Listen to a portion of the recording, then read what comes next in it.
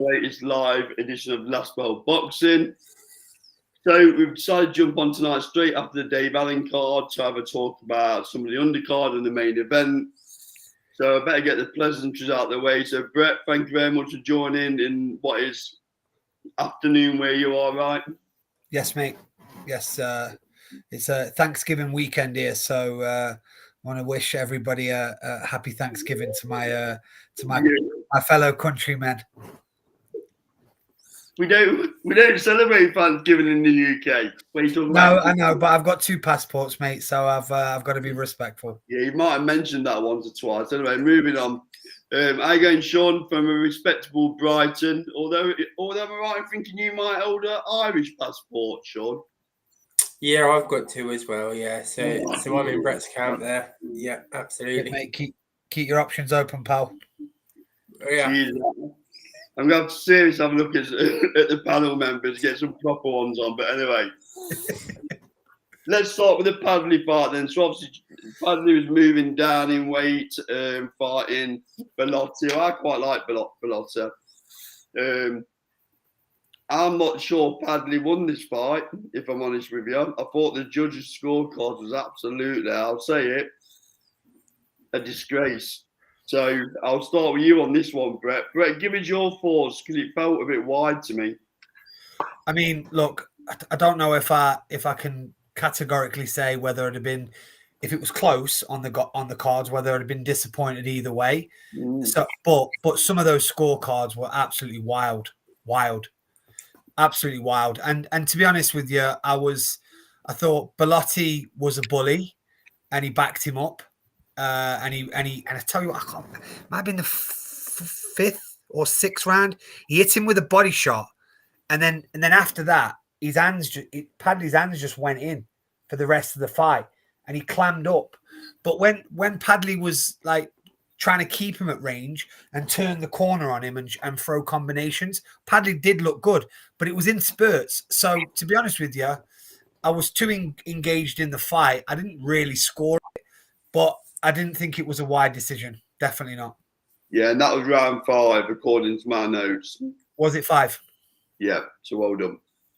Sean, similar question to you. Felt a bit wide to me. I don't want to put words in your mouth, but give us your breakdown. Yeah, I mean, I'm not sour at all that I backed Reese on my ACCA and that made that unstuck. But no, I generally thought that Reese won the fight, to be honest.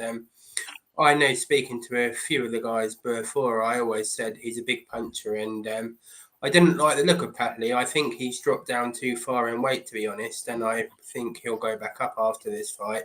I think he was fairly lucky to get the decision, to be honest. I thought they were bidding it as Reese's strong, wasn't they? Really, they were saying it's his last chance. It's win or die for him, really.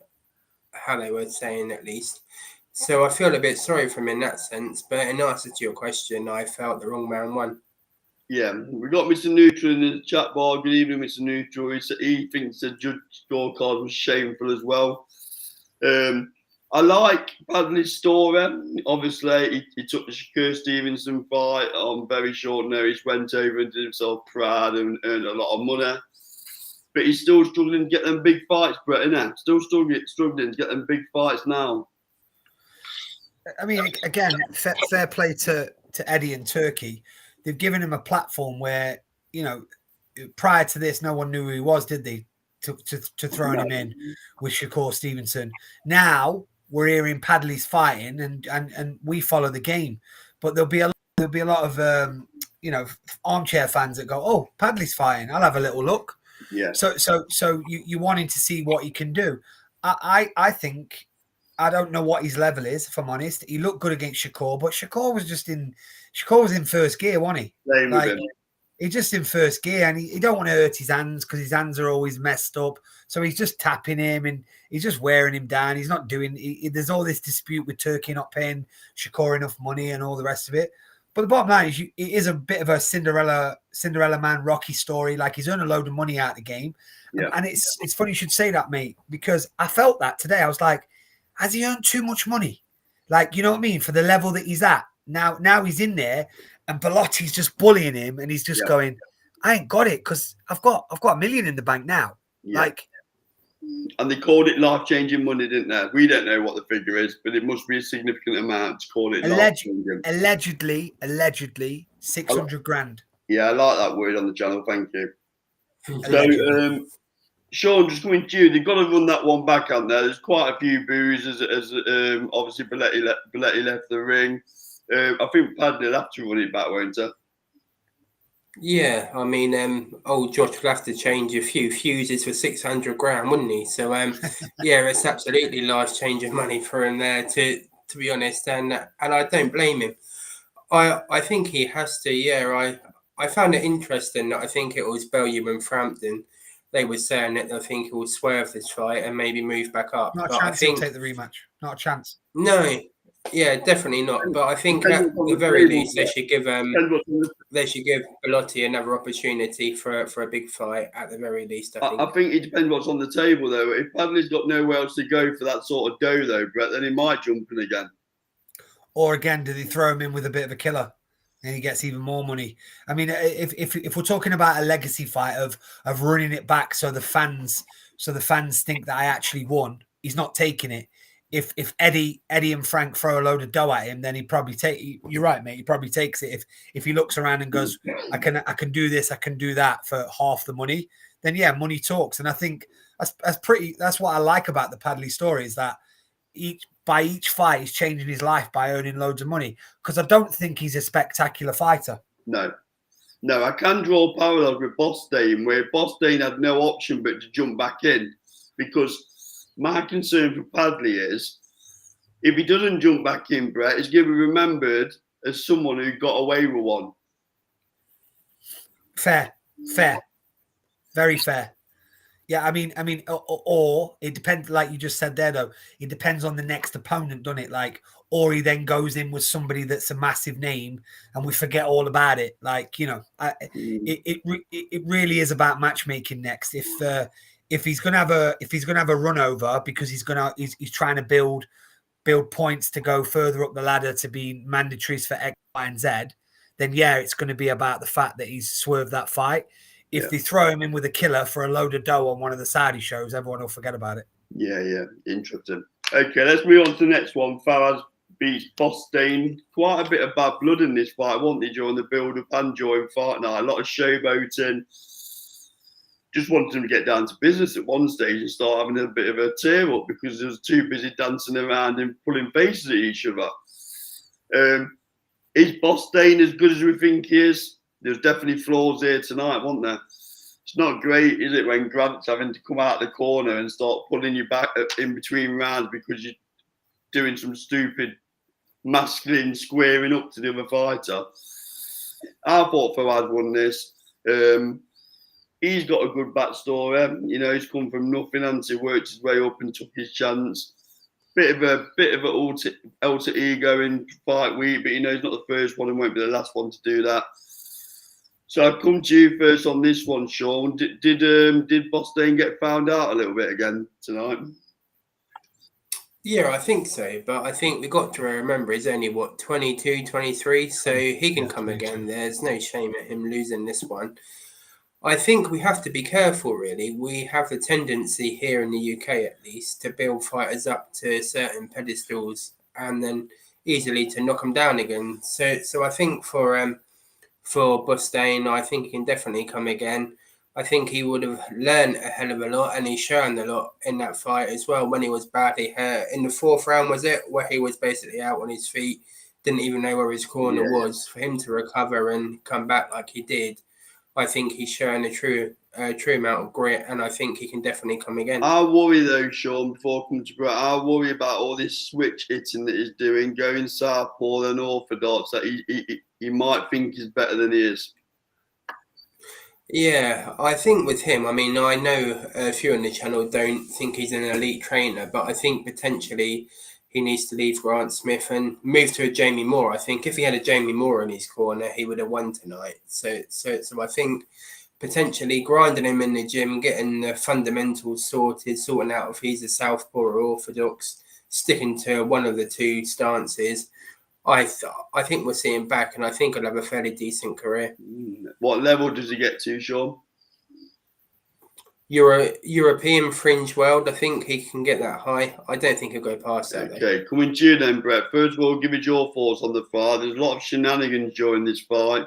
Stuff that I don't really like to see when you've not earned the right to do it, if I'm being brutally honest. But give us your thoughts regarding all things Fawaz Bostain.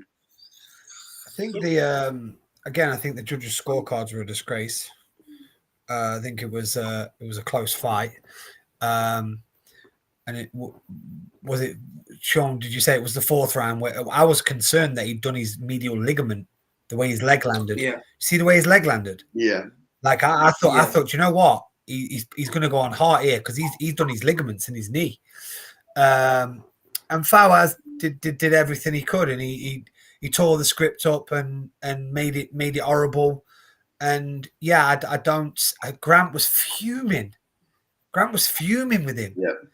Because these trainers, like whether what level they're at, they know when they've got something. They know when they've got a commodity.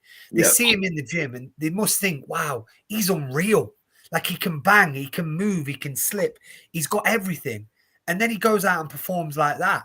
Not everyone can take that under the lights, though, can they, Brett? Not every fighter can take that under the lights. Well, that's the thing, mate. We do all these these podcasts, these YouTube things, and we talk about it all the time. About there's lads that are fantastic in the gym, and then there's the ones that can walk on that with the 8,000 today in front of the lights and perform. And I think that when he got rocked there, that completely took him off guard. And I personally, like you two have got a bit more intel on this Bostain and know a bit more about him. I'm pretty new to him. I like his structure. I like his fundamentals.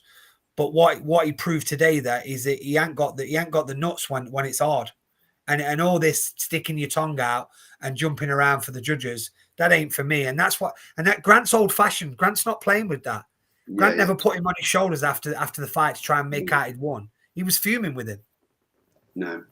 So obviously Fawaz is 37. So on the back of that, where do you think this Bostain's going to get to? And I know you're very early to him, but from what you've seen of him, where potentially where's he going to get to, Brett? Well, I do again as a boxing lover. I'm not going to write the lad off like we just said. He's 22, 23. Let's give him a chance. That this has been 2 learning fights that he's not been able to really shine in. And he lost the first one, Brett, right? If we're going to call a spade, he lost. He got a gift. Yeah, so he got the gift there. And it's rightly so what you said about this Padley Bellotti. It's totally different. He had to run this one back because he had nowhere to go. So he had to run it back. And when he's run it back, he's been old manned a little bit and he's been schooled a little bit. And so where does he go next? Maybe Sean's right. Maybe it's a change of scenery. It's a change of style. It's somebody that he has to step away, and there's no disrespect to his corner team because I think they were absolutely livid with him. That wasn't part of the game plan what he did, but he does look like he's got some decent fundamentals, mate. It's interesting, isn't it? Because Dalton Smith don't carry himself like that, and not many do from Steel City Gym. So I would imagine he's got a few. I'll soften it down. He's got a few rollickings coming when he gets back to that gym. I would imagine. We don't know this either. Has Eddie paid him? Has Eddie paid him early doors because he is a bit flash brash? He looks great. Has he had the money early because he really fancied himself in between those rounds? Like you said, he didn't have that gritty steel that them fighters usually have. Yeah. And that all plays a part. Like if they've been paid decent dough early, getting around in a Range Rover already, is he earning it? Yeah, is it the old silk pajamas scenario? So Mr. Nutrens in the chat bar said Bostain was more experienced at pro level, and as Brett said correctly, he struggled. Yeah, I'm not sure where he goes from here, Bostain. He's a long way back. Matchroom aren't going to give him too many more chances, are they? I'll come to Sean this one. Matchroom aren't going to give him too many more chances, are they, Sean? No, they're not. But I think, as Brett was saying, I think they have heavily invested in him because they see the potential. Yeah. They've done it with 3 or 4 of them, I think. So yeah, I expect him to go back into the deep end, and they'll see where he is. I mean, they're not afraid to cut ties with fighters either. So I think I'll give him one big opportunity, then we'll know in the next sort of 7-8 months or so where he stands. Yeah, I mean, I'm not digging this kid out, but on a Saturday evening, they get a bit grumpy. When you say there's potential, where are we getting this from then, Sean? Where's this potential being shown? I don't know. I think because he was solely high talked about from when he left GB, wasn't it? He was going to be the next sort of big star, winning all the medals. So they told us. So I think that's where the hype's come from there. And in his early career, Daz mentioned it a few times. He was quite sort of raving about him. And then we saw the two fights with Fawaz that he got a bit unstuck. And I think potentially you could say he was thrown into this fight a bit too early. They read too much into his statistics maybe. But ultimately you only can see when they're in the ring, can't you? And I think they found out a lot about him. They didn't. And last one from me for you, Brett. He's in a killer of a division, isn't he? He's in an absolute killer of a division. Yeah. So, you know, if a 37-year-old, all due respect to Fawaz, at the level he operates, can get him out of there, he's got a steep learning curve to go through, right, to even think about Fringe World. Yeah, I mean, look, it's very difficult to place him. Is Ezra, Arman Ezra, is he 154? Ezra Taylor? Yeah. No, he's higher than that. 170, is he 170, 78? Yeah, okay. Well, I'm just saying that I'm just trying to think of some where what do you mean, Arman? He's not from Canada. Okay. Make your mind up. Apologies, you know, you're a neutral channel, aren't you? Yeah, maybe the odd Tyson Fury favoritism, but other than that, you're very, very neutral as a channel. I'm talking geographical, young man. 1 minute you're talking about Canadian Thanksgiving and you're waving the maple leaf everywhere, and then you're calling Anyway, going back to what I was saying, I think he just needs to find. I've done him, Anna. He needs to find a relevant dance partner. But you're spot on though. Like, we're just a lot of the times we're duped, aren't we? You called it out there. Where is this potential coming from? Yeah. Why are we hyped? It's a great question. It's a great question. I don't know why I'm so hot on him, because I've been told he's great. Is it an Eddie masterclass? Once again. Because the last two fights he hasn't shown us, has he, that he's this hype train. So yeah, we'll see. We'll see. I mean, ultimately, like you said, he's in a killer division, so he's got to be matched very, very. If they do want to earn some money out of him, it's going to have to be another rebuild. Yeah, I'll predict that they get rid of him. Well, that's what Sean said as well. They're not frightened, are they? No. So Mr. Neutral says, I'm not sure Bostein gets to your European level before he's 30. Right. Or Matchroom aren't going to hang around that long to get him to European level. No. Okay, let's go to the main event then, guys. So big opportunity for Dave Allen tonight. Was all winning him on. Well, I'm not sure that Brett was, because obviously Makhmudov is Canadian, isn't he? Yeah, I use my British passport on this one, lads. Yeah. So I'll come to you first, Brett, on this one. Seeing as a fellow compatriot in the ring, I think Dave Allen got shown what his level was tonight. With all due respect to Dave, did he ever look like getting him out of there tonight, Brett? No, mate. It was one-sided traffic for me. Of course, Dave's always going to throw those overhand rights and those inside left hooks, but one thing I will say, and I'll go back and watch it as well because it was quite emotional. I love seeing good people, nice things happen to good people. Yeah. Regardless of what we think of him as a fighter, Dave Allen is an unbelievable person. He's had his troubles out of the ring with gambling. He's had mental health issues. He's trained kids in Doncaster he's got in his back garden. He's a lovely man, and he's had a ring walk tonight that was special, was beautiful. He had all those fans. But like he said in his interview, he said he showed me levels tonight. He's in the top 20 and I'm not, and that's okay. It's totally okay. But the game plan was all wrong. This catching the gloves on the way in. Well, the only thing that Makhmudov has got is heavy hands. Yeah. Heavy hands, you can't just sit there and take heavy hands. He's got no combinations. He's got no slip. He's got no body work. He's just a boom, boom, boom, boom. And Dave was just catching him on the gloves. So, and the way he kept going back to the ropes after about round 6 was telling me the guy was spent, right? He was there for the taking. If he jumps in with AJ will knock him out. Well, I'm sure after Sean's give his kind of opinion on it, we'll talk about what's next for him. So I won't go on that one right now. But all I will say is, and it's not even, the thing is when you've got a fighter like Dave Allen, they can get him in the condition that they want. They can do all the bits and bobs. They can keep him out the bookies. They can do all that, right? Jamie's team is amazing at man management. Yeah. The bottom line is there is no way he stuck to Jamie's plan tonight. Not a chance. Jamie must have been pulling his hair out. Probably not good enough to do it though, Brett. Fair, because of the level. You're right, because of the level, and that probably shows us how bad Johnny Fisher is then, because when we all put a little bit of investing into him as well, but that must show how bad he is, because Makhmudov didn't show me anything, and I do want to say, because I'm sure Sean's got some points on it as well. He didn't show me anything that I'm thinking that he's going to take this heavyweight division by storm. No. Okay, Sean, same question to you. Just give us your thoughts. Obviously, we all had high hopes for Dave Allen going into this fight. I think his opponent was slightly better than we probably gave him credit for. I think he dealt with Dave Allen, not easily, that would be the wrong word, but there's only one winner tonight, if we're being honest. So give us your thoughts. Yeah, and I think looking back on it, really, it's always a bit worrying when they say your best chance is to win if you wear your opponent out, because if that doesn't happen like it didn't tonight, you've got no chance, and that's what we basically saw. I think, as Brett was saying, for Dave, it was fantastic for him, probably a career high payday, got that adulation from the fans, the ring walkers, as you said, it's a great night for him, and probably, I imagine he would retire from here now.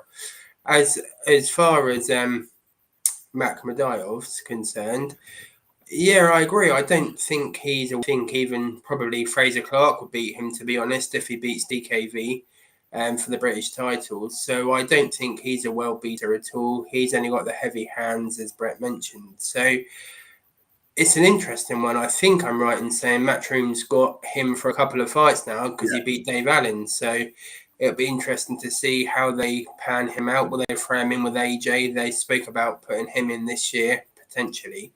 So it'll be interesting to see what they do with him now. Yeah. I mean, Makhmudov, Frank Smith's been dropping in, so whether he's trying to gauge what the boxing world think of that Makhmudov versus AJ fight, but they've been hinting, haven't they? So, Brett, do you think that fight happens? So here's my question back to both of you. Was this genius once again from Matchroom? Did they build it up to look like Dave Allen was going to win, right? Because he's the hometown boy, he's going to sell some tickets. Because we all believe Dave Allen was going to win tonight. I don't know if you picked him, Sean, but I know that me and Carl did, right? Yeah. So we all believed he was going to win, but then the day of the fight, or the day before the fight, there's this rumor that's being leaked. Makhmudov wins, he gets AJ. Was it almost set up for this? Like, they knew he was going to beat Dave Allen. Eddie and team knew, and he is absolutely tailor-made for AJ. Tailor-made. The straight line walking down, it's just basically like Ngannou. Yeah. Big lump that walks, it's heavy-handed. AJ will take one back step and hit him with a clean right hand, and he'll go out with inside 3 rounds. Yeah. So I don't know, mate. The conspiracy theory in my brain is, when I was watching the fight, I was going, they might have knew something here. Because it's interesting how the rumor was leaked in the last 24 hours that he's next. They've got to do it. They've got to do some job on that PR though, Brett, aren't they? You know, because nobody cares about that Makhmudov, do they? Let's be honest. We want AJ with bigger names than that, don't we? Yeah, no, mate.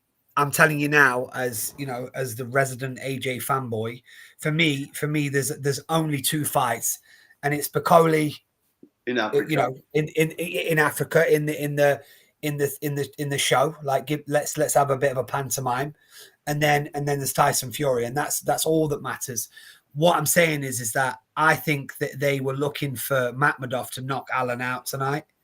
That's what, and then they thought they knew something, Yeah. which would then be like Makhmudov is a beast, and we Yeah, need the big bully AJ. We need the big bully AJ to come and restore our faith. As it happens, Alan took every single. I mean, Alan said afterwards two things. Sean, he said he's not retiring. He said how am I going to retire with a buzz like this? And he will get fights. Maybe they throw him to Moses at some point. I don't know. Frank Smith said it as well, didn't he? Frank Smith said big fights in store for Dave Allen. Yeah, so he's not going anywhere. But then at the same time, like the Matchroom will be looking, going, probably wanted it to be a bit more destructive because Dave Allen took every single shot that Makhmudov thrown, and if they do put him in with AJ, we'll all watch it, but we'll watch it like we watched AJ with Wallin, with you know what I mean? It's not we're not excited by it. We want him to get through it so we can see what's next. So Sean, you're in Dave Allen's camp then, you're the matchmaker. Who would you throw Dave Allen in with next? Because he ain't going to want a small fight. He's got used to the pound note. He can shift tickets in Sheffield. He sold 8,000 tonight, 10,000, whatever it was. What sort of names are you thinking about for Dave Allen? Well, we spoke about him earlier, but that would be Dylan White. I think that's a decent fight. It's a rematch, I believe, isn't it? So be interesting to see if that's a potential. I think if they're going to headline with Dave again, it will have to be a British fight this time, really, coming off this loss. So, yeah, a Dylan White, potentially Moses, but would that really attract the numbers and the pay-per-view, potentially, what they would want for that fight, as they seem to be heading down that road with Moses? So it'd be interesting to see. But, yeah, Dylan White, he obviously come off a brutal loss as well. Not Dave Allen did lose brutally, but still a loss. So that's a decent fight to make. And what about you, Brett? So you're in his corner, matchmaking. Who are you thinking name-wise for Dave Allen? I've got a different take on it, lads. I think with him earning the Bugs Bunny, and he ain't got to worry now. He's earned enough money out of the game. Dave's probably secured his future. I think they'll drop him down lots of levels to go and get him that to set him up to try and win that British title. Who's currently got that, lads, in the heavyweight division? Fraser Clark fighting Jamie TKB for it in Derby. So the winner I think there'll be enough money, and they'll want that for the BBC coverage as well. There might be enough money in to make that rematch because Dave Allen's going to want to take away something from boxing. He's had the money, unless I have no interest in, like, do you honestly think that Dylan White's going to get a fight next? Do you think that for the commercial value of what he wants out of boxing, who's going to, after being knocked out inside 1 minute and 30 seconds, who's going after him? Like, I know Derek Chisora put it on his last dance. Him, Wilder and Zhang? Who was the three that he put? Miller. Well, it's Miller, so that's all smokescreen. It's Miller that he's going after. But like, I just can't see how Dylan White would get a fight. I mean, so I think unless they throw him at Moses for a massive payday, I think what they're going to do is drop him down a level to give him a little achievement before he bows out. Personally, I'll tell you, I think next two fights for Dave Allen. But first, I'll just say good evening to Orkan. We agree with your point regarding Dave Allen versus Fraser Clark or TKB for British title. We agree. Dave Allen, for me, a bit of a curveball here. I think he could well fight Fraser Clark or TKB, the winner. But the one after that, I think it might be Fabio Wardley. If Fab puts Parker out, mate. Yeah, but if he puts Parker out, Fab's on a different. Yeah, I don't think he does though. I think he gets done, and then all of a sudden he's back within that sort of area, isn't he? And he needs a name, a dance partner name. Yeah. Yeah, and Fabio Wardley sells tickets to Ipswich, or he can drag it to Sheffield. So there's a fan base here. Great shot. Yeah, no, and I'd be okay seeing that fight. I mean, ultimately, I'm not one of these that wants to retire retired boxers. If Dave Allen has had that euphoria of walking down 8,000 fans singing his name, and he's been paid a lot of money to do it, and he wants to go again, then crack on, mate. And it's the same. It's the same with the way that we feel about Lee Wood. Like we don't want him to give him another payday. Like if these boys think they can still do it, let them do it. Yeah, it's a short career. Let them do it. Quick plug that I'm going to Leewood Gym Week on Monday. Footage on the channel. Class So, last question for the night then. So, Makhmudov then, Brett, if you're in his corner, I know they're talking about AJ, but they must have a plan B, C, D, and E. So, what sort of people are you looking to throw in with? No, they're cashing. They're cashing in. The plan A is AJ. He's got no profile over here, though, has he? They've got a job on with him, haven't they, from a PR perspective? Because nobody cares. Let's be honest. Well, this was the plan tonight, wasn't it? So now at least the general public who switched on to see a Cinderella story with Dave Allen didn't see that. They saw this guy's hand raised. So now everyone knows who he is, and they've been calling him again. In Matchroom are unbelievable at stuff like this. The Bond villain, right? They've been doing all these things all week. They're gonna want to cash out on him because Caballel exposed him, mate. Caballel showed the levels. So the team around him knows he's not special. They know he's not this. He looks like it and he carries it and they can market it, but he's not a killer. He isn't actually a killer. If he can't knock Dave Allen out, he ain't knocking any of the top boys out. Couple of names for me, bearing in mind now he's got a decent ranking answer. I think it could possibly be Lawrence Akola. Good shout. Yep, Lawrence Akola. And then here's a right curveball. What about Dillian White to get him back on the map? Well, that is the fight that I would sign up to. I'd give Dillian White another chance for that. But I'm not giving him a chance. I mean, obviously, he's never going to fight Fabs. Let's see how the TKV fight goes and see if Fraze comes through that. I might let him back in for that one, the winner of that one. But that I would definitely sign up to that one. Because they're both in the wilderness a little. Well, maybe not Akola, but Dillian White's in the wilderness, so he needs a fight to get himself back relevant. I think Okoli's a great shout because again, Okoli's tailor made for him. He's rangy. Yeah. He won't come inside like Alan spent the reason they're all saying like the holding and stuff like that.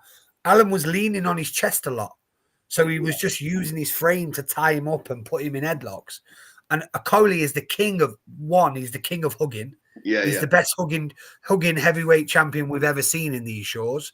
And the other thing is, though, he's actually really powerful at range. His shots from range, Okoli is very powerful but he just doesn't do it enough. Yeah. So good shot, Okoli. I think that'd be a great fight for him. Sean, so you're in Makhmudov. Can't get out on a Saturday night. Makhmudov, there we go. You're in Makhmudov's corner. You're plotting his next couple of fights. What sort of names are you throwing out?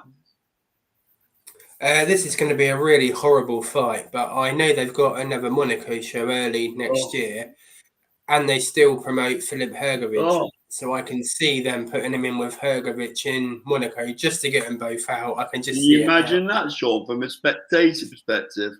Oh, yeah. Will be truly awful, but I can imagine that kind of fight happening.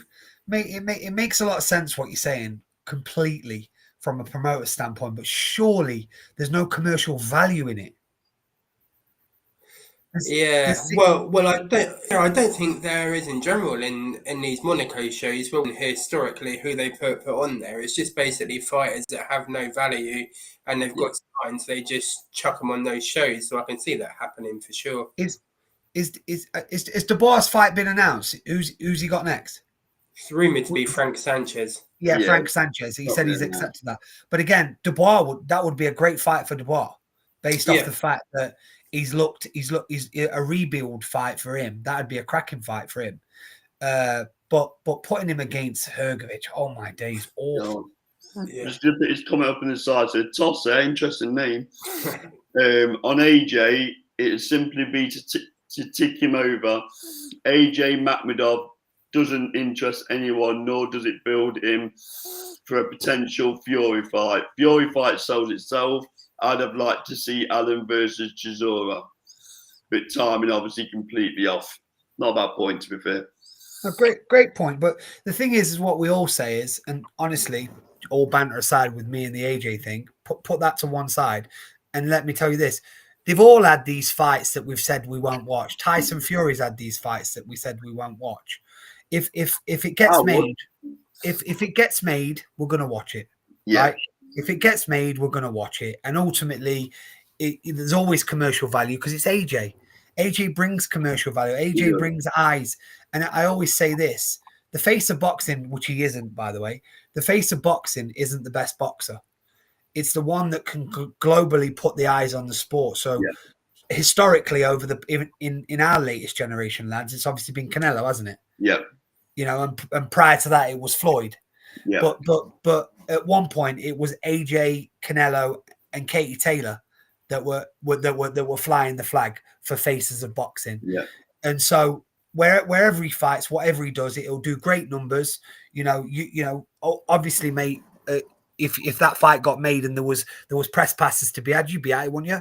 You'd go and see it, wouldn't you? Or would you? No, I'm not taking a piss. I'm saying. Of course. Yeah, because it'd be great to be around. There's only a few more fights left in his legacy, and this is one. I mean, I was at the AJ fight week, Brad. I took the whole week of work to go along because there's nothing like an AJ fight week. As much as I go in on him, that's what I'm saying. There are events, you know. Yeah. But just while we've got so many people in the chat bar, let's have a quick round robin on who wins out of AJ and Fury, and feel free to feel free to comment in the sidebar. So let's go to Sean first. I know we've done this a few times, but with such interaction. So they announced it for middle of next year then, Sean. Who's winning out of AJ Fury and how? Yeah, I'm going to stick to my guns. I said it all the way along. Many people have disagreed. They still will. I think AJ will stop him, and I still think that's the case. So you think he stops him? What, mid, early, late? I reckon sort of round 10 or 11. I think it's before the last round, so yeah, late. I'm going to delve a bit deeper. So from AJ's recent performances, what gives you the confidence that he can stop him, Sean? I mean, but like arseholes, everyone's got an opinion. Everyone's got an arsehole as well. But yeah, just give me your thoughts about what gives you the confidence in that.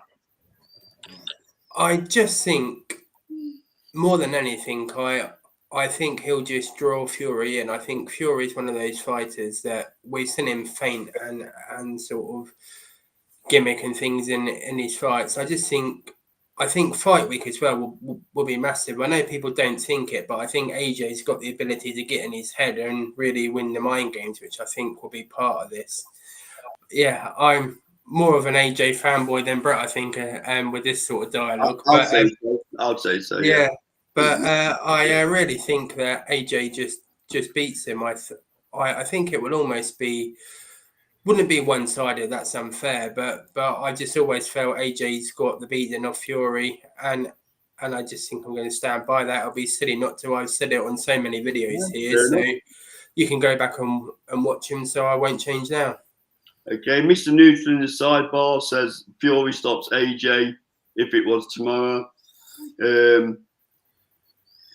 Topsy says, get Chisora out in December. AJ a fight to tick over in January, February. May time next year. AJ versus Fury with Chisora. 51 and done. Versus Allen as co-main. My ideal situation, laugh out loud. Also, now think AJ does Fury. Okay, Mr. Neutral said before I come to you, Brett. AJ is sensitive in the mentality department. Fury would run rings around him. I actually agree with that. I think Fury would almost win the fight before they even jump between the ropes. Brett, give us your thoughts. Yeah, I mean, obviously your two panelists tonight are going to go the same way, and so don't go to bed, don't kick the cat, and don't get the oven before you go to sleep tonight, mate, because I know that you're going totally different to the way that we're going. However, yeah, no, and you know what? This is what I love about it. There's a lot of negativity on this app that we're all on that's connected us all together. Twitter. It's okay to have a different opinion. Yeah, of course it is. Like, who cares? You know what? I've got an opinion, but very rarely am I right. And so what? Like, it doesn't matter, does it? At the end of the day, I'm married, Brett, so I'm never right. Well, I feel you there, mate. But let me say this: is that I think a few factors play into this. I think that Fury is tailor-made for AJ. I think AJ lands an uppercut on the inside when Fury's glancing around, dancing around. I think he hits him with an uppercut and a left hook, and it puts him in trouble. And then when he comes out the next round, I think AJ just puts a flurry on him and stops him. Again, like Sean, I've said that time and time again. That's the reason I get called a fanboy, all the rest of it, no problem. But one of the things that, this is why I love having conversations with you lot, because we go deep in. I think Dubois jumped on AJ because of what he did to him in sparring, right? Apparently, he absolutely battered him in sparring. So when that bell rang, Dubois went, I remember the sparring. Now, again, sparring. Yep. But you talk about how Tyson Fury will get in AJ's head. AJ remembers the sparring with Tyson Fury, and he battered him in sparring. And little by little, Tyson Fury likes to spin the narrative. Tyson forgets that there's clips out there where he talks about this young kid from Watford that absolutely battered him from pillar to post, right? So AJ's not going into that fight with any fear against Tyson Fury. He definitely had fear going into it with Usyk. He definitely had, I don't think he had fear. I think the reason, as much as me and you have banter about this, you've been brilliant on this, by the way, Carl, when you always say, is it that Dubois was fantastic or was AJ super poor? And I'll stick to that. Yeah, you've tried to play a level playing field with that analogy and that question, and we don't know, do we? No. All we'll say is that AJ's guard was massively down. I think he comes out a different AJ against like someone like Tyson Fury. I think he comes out super confident. He doesn't come out that negative guy that's got all those demons in his head because he remembers those sparring stories. Yeah, I'll give you my take now. I'm not sure where you two are getting confidence from that AJ will stop Fury when Deontay Wilder, who's a much bigger puncher, wasn't able to knock Fury out and stop him. So that's my first point. I'm not sure where that confidence is coming from. And I just think in terms of decline, I think AJ's on a steeper decline than Tyson Fury. That's my honest opinion. I think Fury's got too much of a smart boxing brain, and he's still got enough left in the tank. I'll say it, to play with AJ, to play with him. I think he'd stop AJ down the championship rounds, and I've always said that. I think it'd be a very hard night's work for AJ. I don't disagree with your theory on it, because that is the theory. That's the theory of how Fury wins. He'll play. It'll just make AJ look stupid. I get it. I totally get it. And when you talk about where's the confidence coming from, Deontay Wilder has got that one bang, right? That talk, that turn. But AJ's got a different type of power where it's combinations. Wilder hasn't got combinations. He's got that fucking bang, that yeah, it does put him out. But when you get hit, if you get somebody hurt, and you continually hit them with uppercuts and left hooks, it's different, mate. It's different. I get that, but I don't know who's ever been able to do that to Fury. Well, this is what I'm saying about the styles make fights. Who's ever been able to land 2, 3, 4 shots like that onto Fury? He's very slick into it. He likes to take the power out of the shots. And yeah, but again, arsehole opinions, all the rest of it.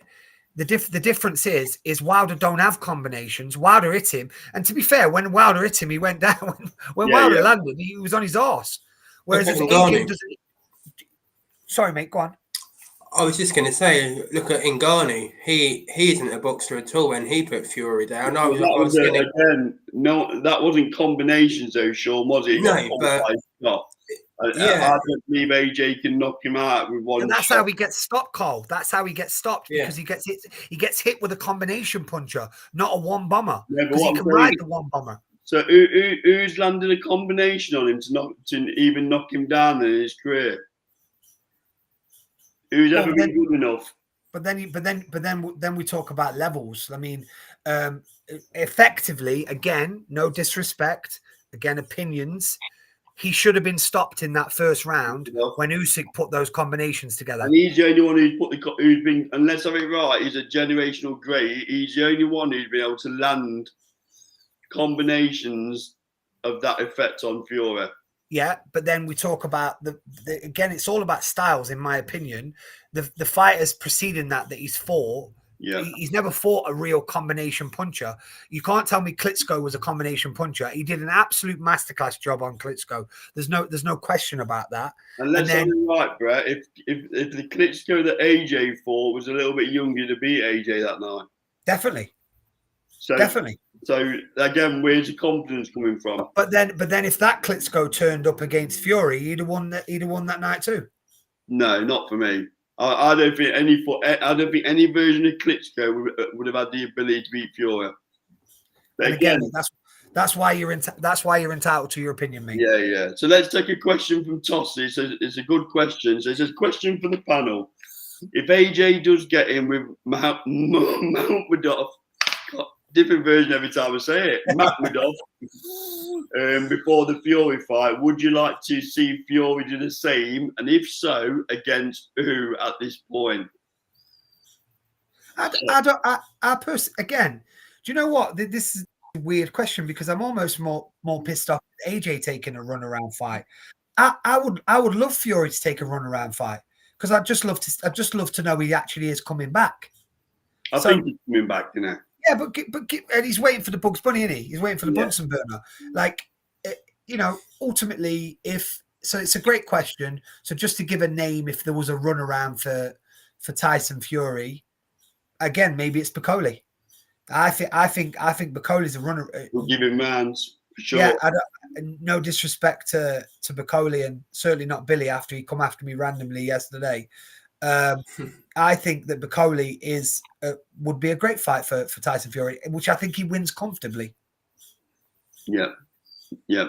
Mr. Neutrals, just before you jump in, Sean, Mr. Neutral says Fury doesn't do tune-ups. Think he goes straight for Dubois for the IBF route. Great. Brilliant. I think Neutral's a bit of a Fury fanboy like me. I think so. Sean, bringing you back to the question. So just ask Mr. Neutral: is Sefer Sefri a world contender? Come on, though. That's a bit naughty, Brett. Because I'm just asking if you don't do tune-ups. He's coming back after a long layoff. Jesus. Mr. Neutral's had an operation today, mate. So fair play. He's cracking on. He's recovering. So I'm only having a bit of banter, mate. Yeah, I'll edit that out, Mr. Neutral. Don't worry. So, Sean, if Fury does have a bit of a tune-up fight, if AJ does jump in with Makhmudov, what sort of names are you thinking about? I don't know if he'll jump in with him, but maybe a Michael Hunter, someone like that. That would be a decent fight. Great little bit of credibility.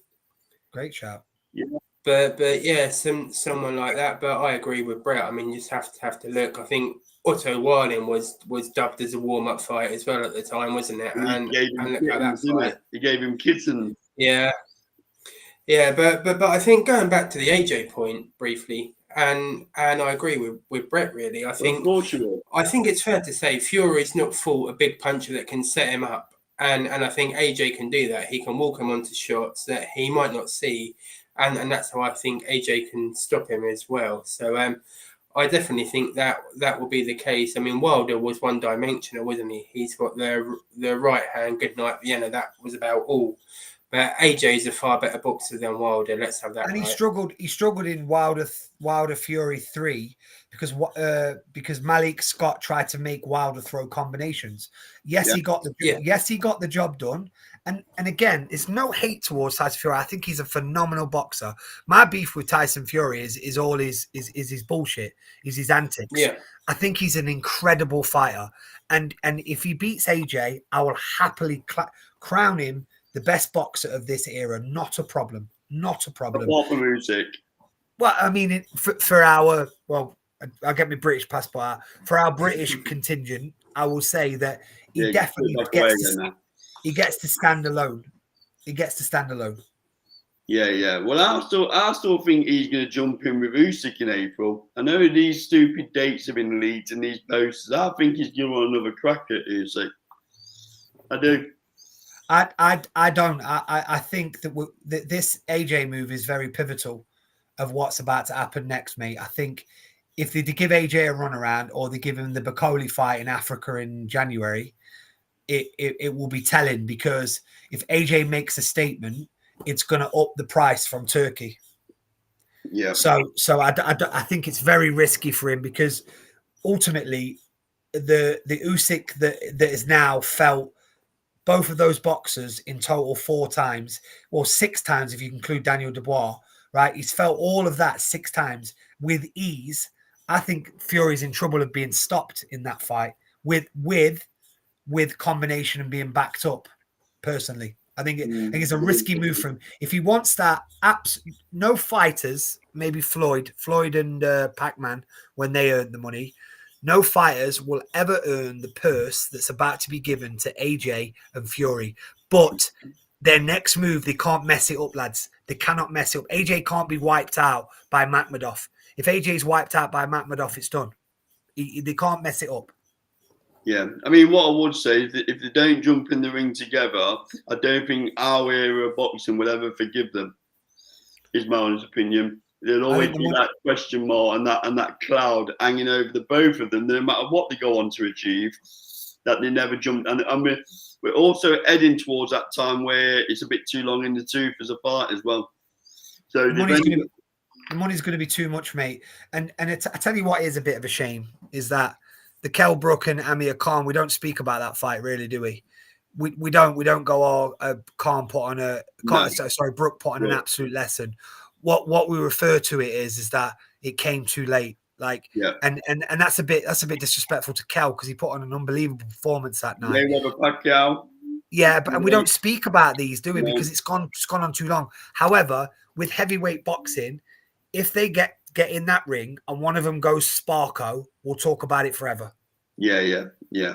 Well, I'll end the show by saying when the fight is announced, I think we should put a charity bet on it, seeing as you two have been pinning me against the ropes about how AJ is going to beat Fury. You'll get me a press pass. I'm coming back from Canada when it gets announced. You get me. I'm coming back. Yeah, and then you'll be paying the check into my choice of charity when Fury sparks him about round 10. 100%, mate. I think that's a great idea. Yeah. So that's what we'll do. You up for that, Sean? A little charity bet when he gets announced. Yeah, definitely. Yeah, Sean can pay in euros as an Irishman. Brett can pay in dollars as a Canadian, and me being the loyal guy that I am, I'm happy to pay sterling. So, you'll have to dig it up out the back garden, mate. You'll have to go with all those stashes that you've got everywhere. Yeah, my back garden's a bit busy with old sofas, but anyway, that's another story. Anything else, Brett, before we bring the show to an end? No, this was class, lads. I really enjoyed it. I think it's, actually, weirdly, I think that Twitter's been a bit of a toxic space the last couple of weeks with people having opinions.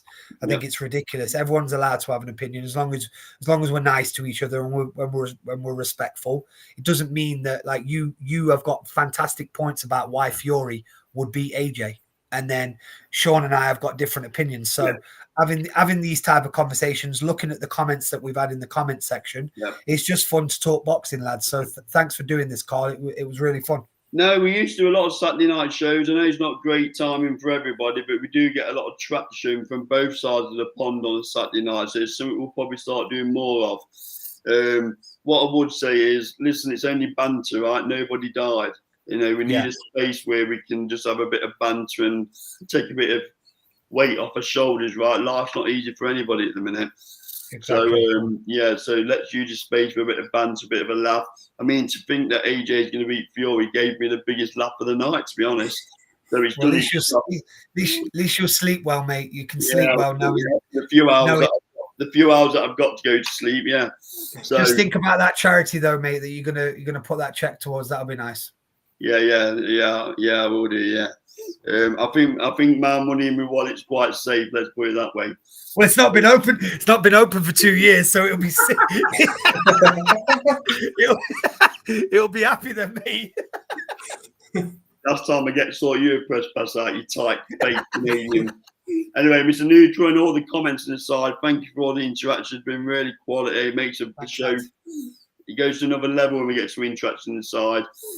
I hope you're not too sore from the extension operation that you've had done, Mr. Neutral. I hope it all works out okay.